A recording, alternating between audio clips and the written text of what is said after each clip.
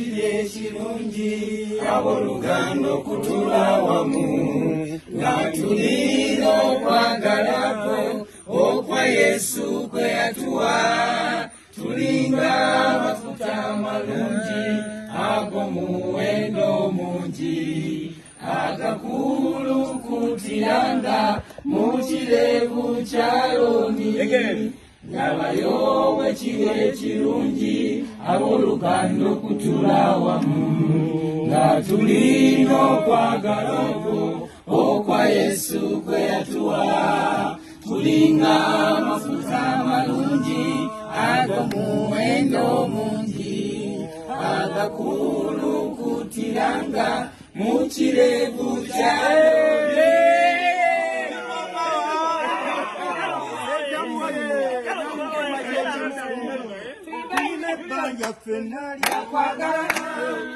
ekirabo Katonda kyawemba abantu